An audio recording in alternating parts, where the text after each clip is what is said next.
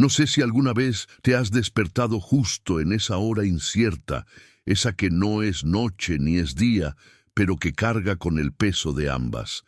Es la hora en que el silencio se vuelve tan denso que empieza a sonar, un zumbido bajo, como si el mundo estuviera conteniendo la respiración antes de que el sol decida si va a salir o no. Si estás solo, ese zumbido se te mete en los huesos y te susurra verdades que no quieres escuchar, cosas sobre la fragilidad de las cerraduras y la inutilidad de las paredes. Si has sentido eso, si has sentido esa presión en el pecho cuando la oscuridad cede, entonces quizá, y solo quizá, puedas empezar a entender lo que vivió don Patricio allá en el interior de Chile, muy lejos de donde nos encontramos tú y yo, en una pequeña parroquia de piedra gris y techos altos.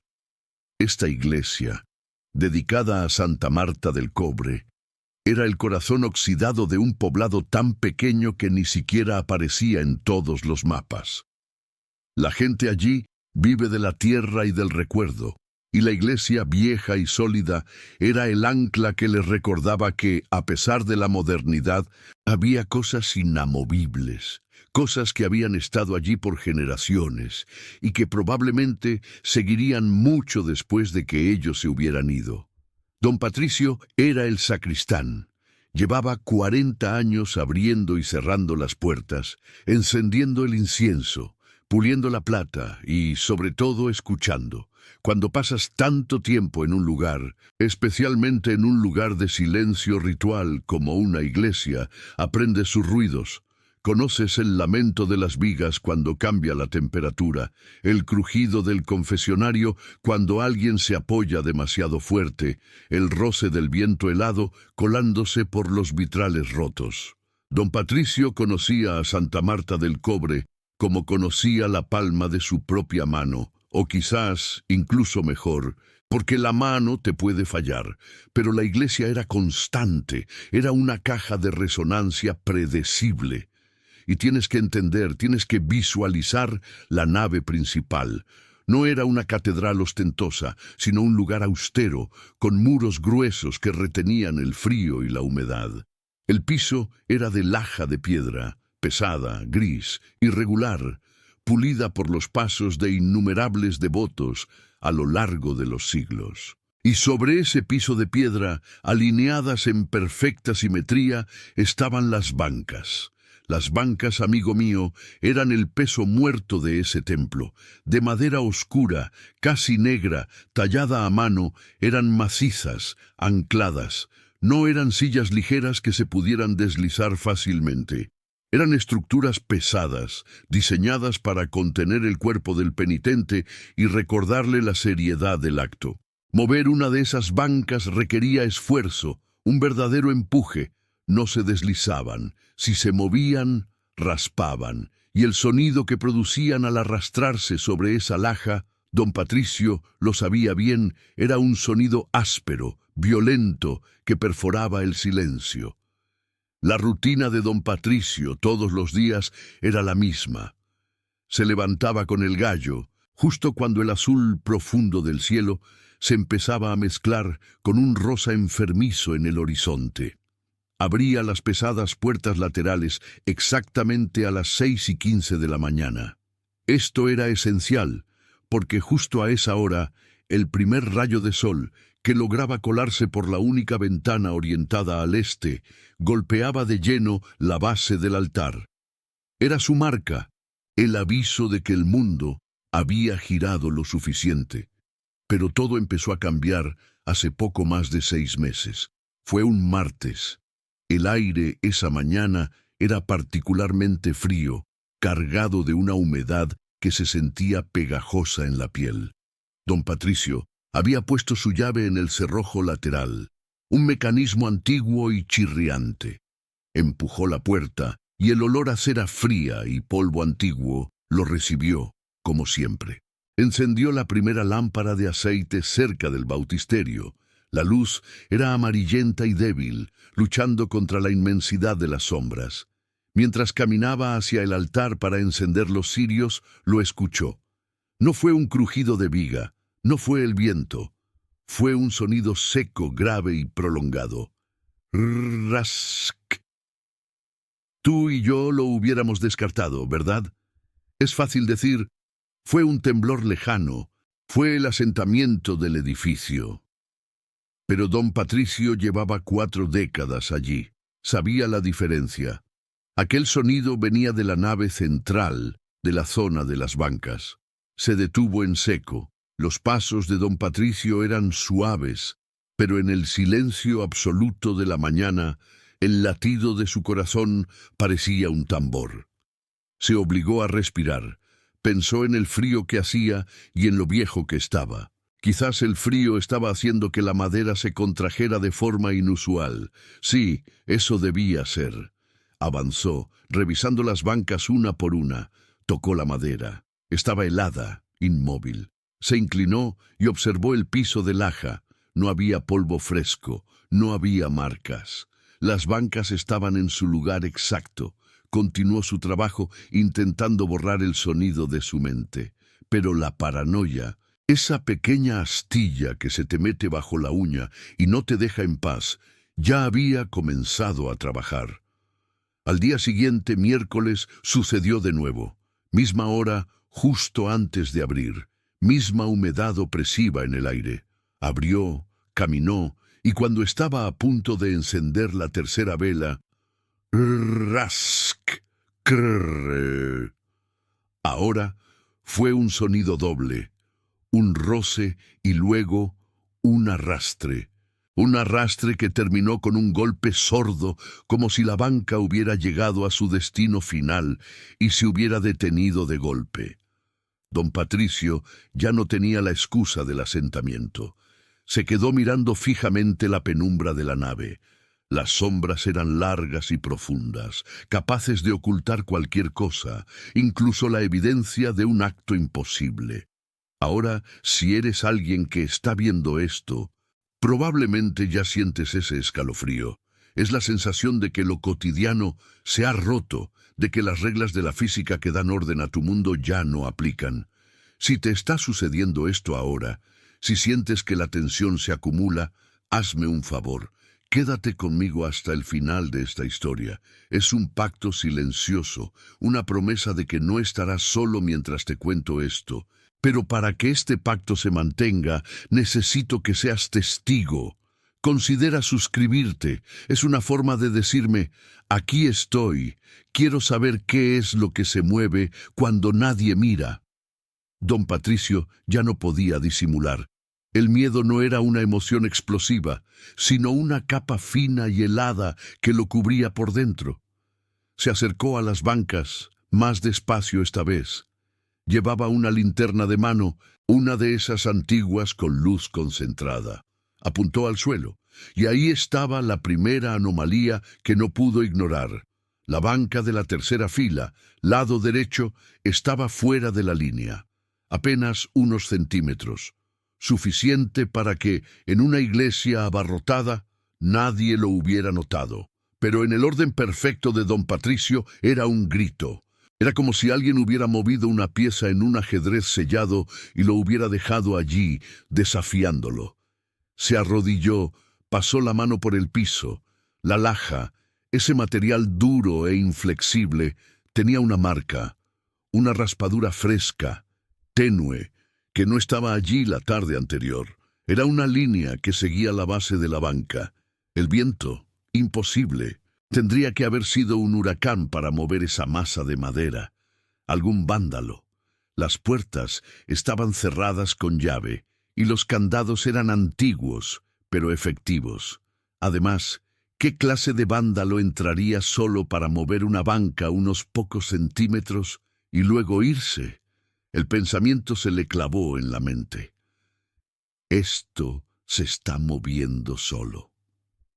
El sacristán no era un hombre joven. Su fe era su armadura y su rutina era su bastón. Pero este fenómeno lo estaba desarmando, quitándole la certeza de que el mundo, al menos el mundo de su iglesia, respondía a leyes comprensibles. Decidió que necesitaba una prueba irrefutable. Ya no bastaba con el sonido, tenía que verlo. El resto de la semana pasó en una neblina de insomnio. Don Patricio cenaba poco y se acostaba temprano, no para descansar, sino para estar despierto a la hora señalada. Instaló un catre plegable en la sacristía, un pequeño cuarto contiguo a la nave principal, con una puerta de madera que tenía una rendija de ventilación cerca del suelo. La noche del domingo al lunes fue larga.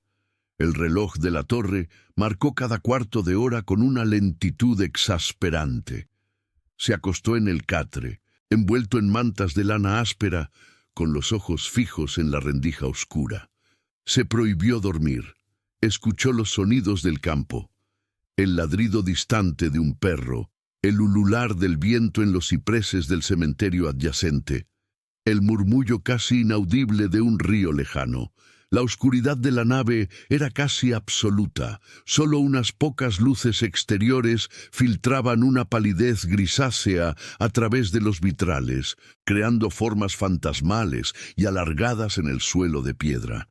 Las bancas, en la penumbra, parecían largas filas de centinelas silenciosos, esperando. Don Patricio sentía el frío colándose por la rendija, un frío que era más psicológico que físico. Era la hora de las 3:30 de la mañana. Nada, solo silencio, ese silencio que él tanto temía. 4 de la mañana. Su cuerpo le pedía a gritos el sueño. La mente le jugaba trucos, haciéndole creer que había escuchado un suspiro cerca. 5 de la mañana. La oscuridad comenzaba a retirarse lentamente de los muros, revelando la textura áspera de la piedra. Don Patricio, agotado, estaba a punto de rendirse y volver a su casa a dormir, cuando sucedió. La hora exacta, según recordaría después, era 5:47 de la mañana. La luz exterior era mínima, pero el horizonte ya estaba mostrando esa transición de color violáceo que anuncia la inminente salida del sol. Ese fue el momento en que la energía del mundo parecía suspenderse, y entonces el sonido no fue violento como la vez anterior, fue un lamento, un arrastre lento, constante, opresivo. Era el sonido de un peso muerto siendo deslizado contra una superficie irregular. El sonido del esfuerzo sin manos, sin motor, sin explicación. Don Patricio se incorporó en el catre. Su corazón golpeaba su pecho con la violencia de un prisionero intentando escapar. El miedo ahora no era frío, era caliente, ácido, subiéndole por la garganta. Se arrastró hasta la rendija de la puerta de la sacristía y pegó un ojo al delgado hueco. La visión que tuvo fue borrosa al principio, pero inconfundible. Las bancas. No una, sino 2 filas contiguas. Estaban moviéndose. No era un movimiento rápido o dramático. Era una traslación suave, como si estuvieran siendo empujadas por una fuerza invisible pero paciente. Una fuerza que no tenía prisa y que no necesitaba de la fuerza bruta, solo de una voluntad implacable. Pudo ver, en la luz tenue que filtraban los vitrales, cómo las patas de madera oscura se deslizaban sobre la laja, dejando tras de sí ese rastro sonoro que lo había atormentado durante días. Y lo que era peor, las bancas se estaban moviendo hacia adelante, hacia el altar. El movimiento era lento, casi imperceptible, pero firme.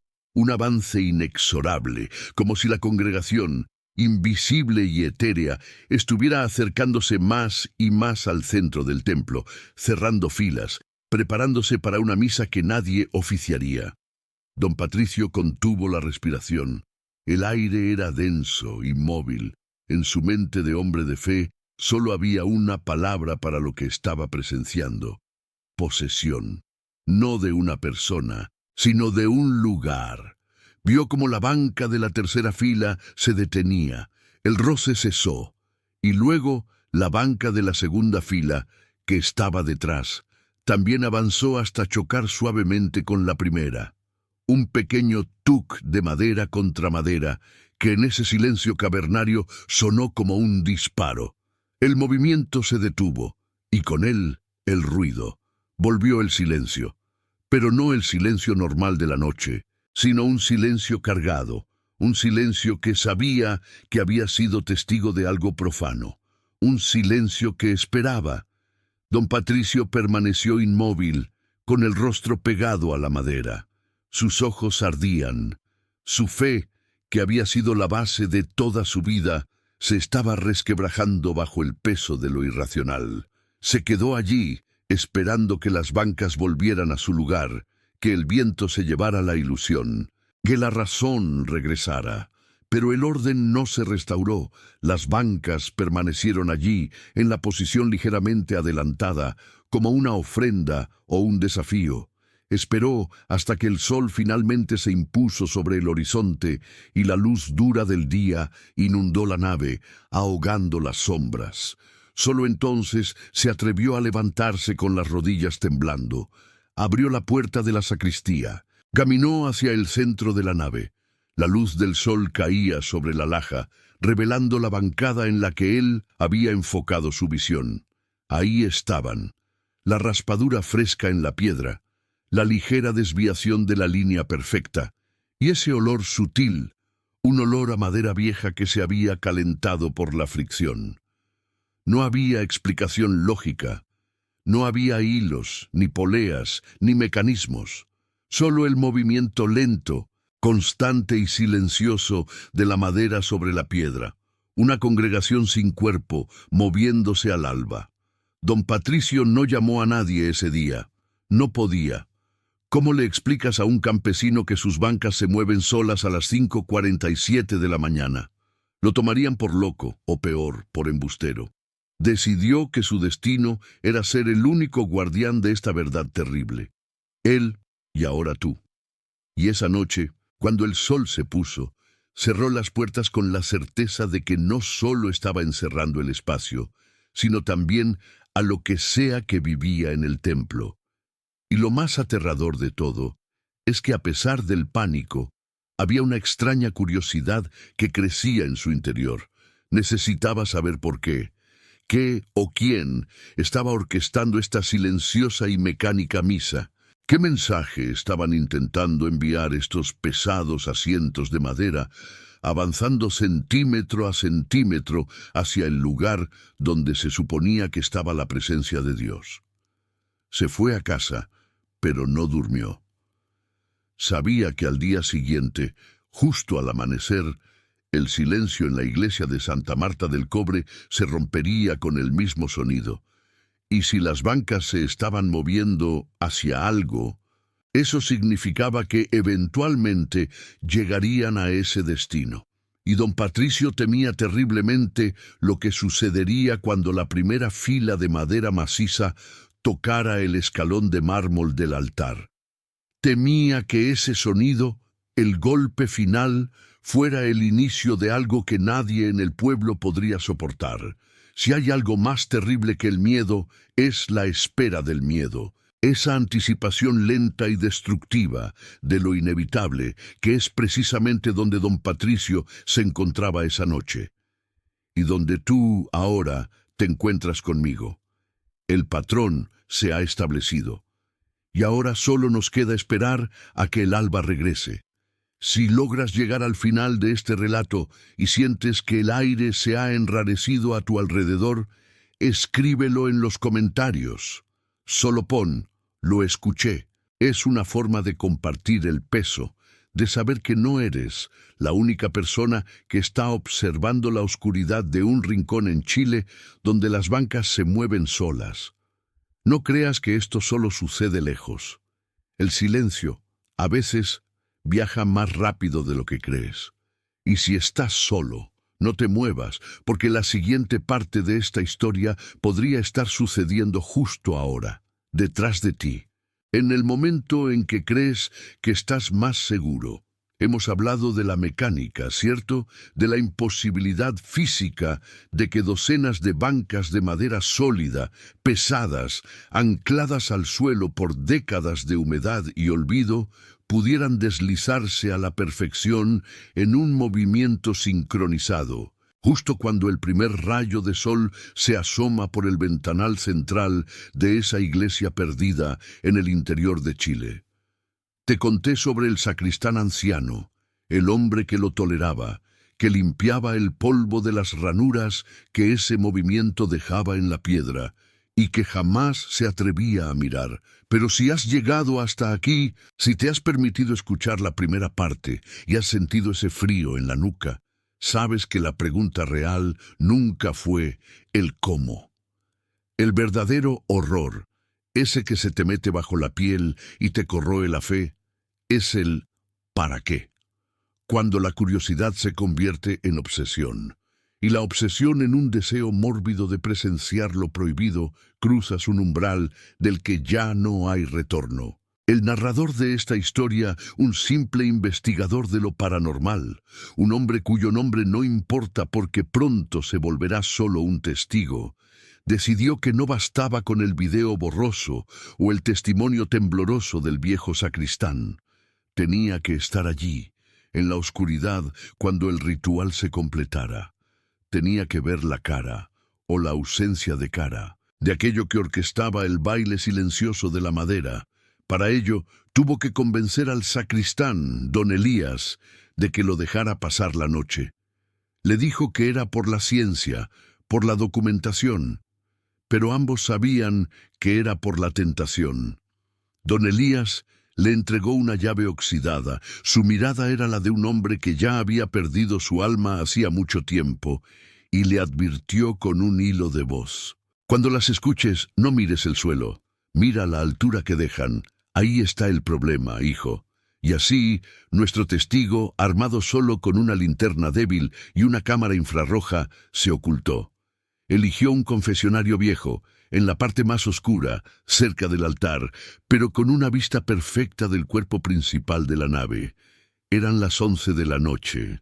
El silencio de una iglesia antigua en el campo no es un silencio normal, no es ausencia de ruido, es un silencio cargado, es una esponja que absorbe cualquier sonido y lo regresa distorsionado, como si estuviera hablando de algo que tú no deberías oír. Pasaron las horas, la cámara grababa. El aire se hizo más denso, cargado con un olor a cera quemada y humedad que curiosamente no olía a olvido, sino a uso reciente. Aproximadamente a las 3 de la mañana, que como sabes, es la hora en que el velo, entre lo que es y lo que no es, se vuelve más delgado, la temperatura en el confesionario descendió drásticamente. No era el frío normal del interior chileno. Era un frío que dolía, que te calaba los huesos, como si la atmósfera misma estuviera siendo succionada. Y entonces sucedió el preludio. No fue un sonido fuerte, fue una resonancia. Imagina el eco de una respiración profunda, muy lejos, pero que sientes vibrar en tus dientes. El testigo, paralizado en la oscuridad del confesionario, se dio cuenta de que lo que estaba escuchando no era un sonido externo, era el sonido de la madera misma, el crujido de la tensión acumulada en el barniz y las vetas, despertando. Las bancas, antes de moverse, gemían. Eran las 5:15 de la mañana. Faltaban apenas 15 minutos para el amanecer oficial. La oscuridad era total.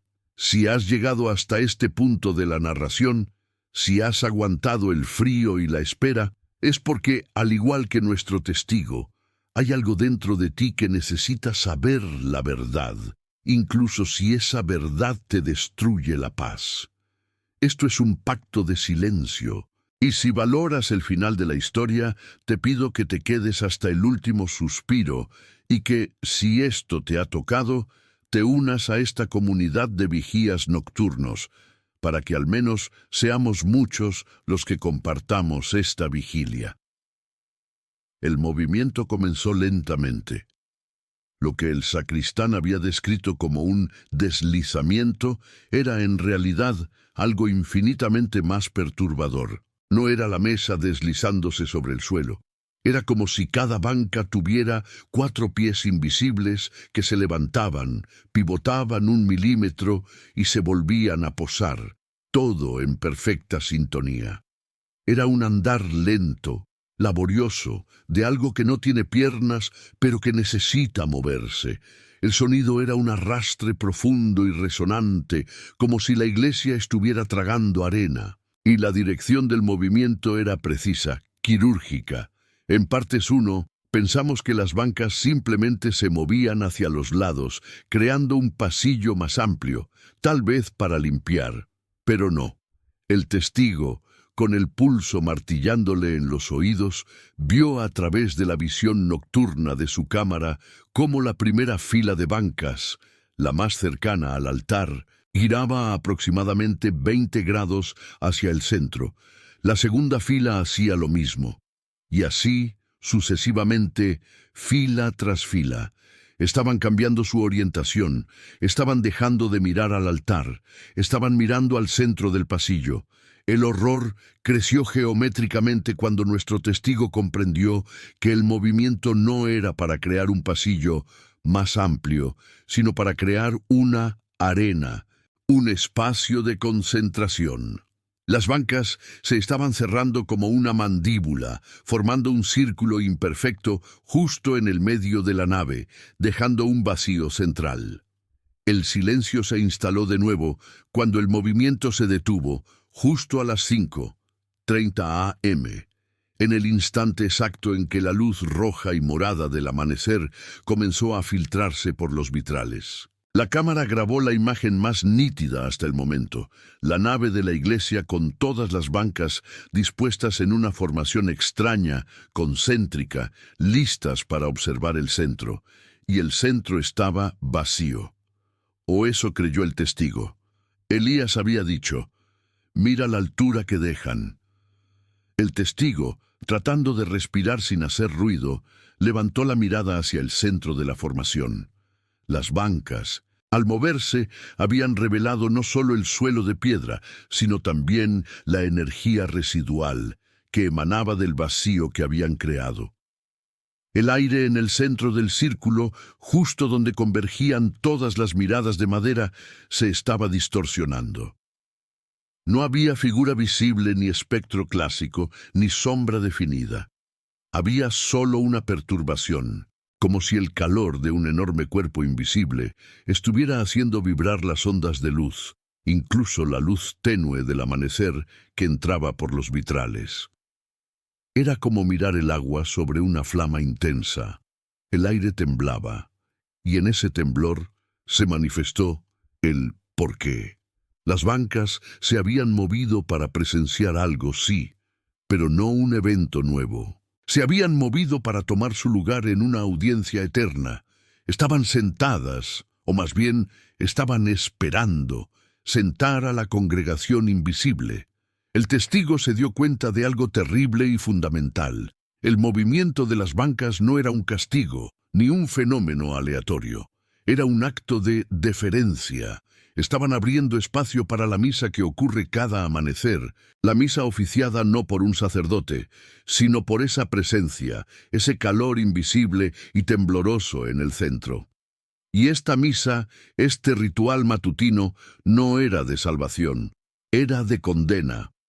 Observando la distorsión, el testigo sintió por primera vez que no estaba solo en el confesionario. Sintió que esa presencia, invisible pero pesada, monumental en el centro de la iglesia, era consciente de su observación. Las vibraciones en el aire se hicieron más fuertes, y de esa vibración, sin boca, sin garganta, sin pulmones, surgió un sonido. No era una voz. Era el eco de miles de susurros silenciados a la vez. Era el sonido de la expectación, la respiración contenida de una multitud que se había sentado en las bancas recién acomodadas, esperando que el sermón comenzara. Y el sermón no venía de la presencia en el centro, venía de la madera misma. El testigo vio en su cámara cómo el barniz de la primera banca, aquella que había girado 20 grados, parecía humedecerse, como si estuviera sudando. Y en el reflejo distorsionado, por un instante fugaz, no vio su propio rostro reflejado en la madera. Vio una cara diferente, antigua, con los ojos cerrados, en una súplica silenciosa. La presencia, el conductor invisible, no necesitaba moverse. El movimiento lo hacían las bancas para rodearla, para contenerla o para servir de asientos a aquellos que eran convocados por ella. El horror final era que las bancas, hechas para soportar a los fieles, ahora funcionaban como los asientos perpetuos de las almas que quedaron atrapadas en ese lugar. Eran el asiento y el testigo del dolor. A las 5:32 a.m., cuando la luz del sol se hizo dorada y brillante, impactando de lleno en el centro de la nave, la distorsión en el aire desapareció. El frío se fue instantáneamente, reemplazado por la tibieza normal del amanecer.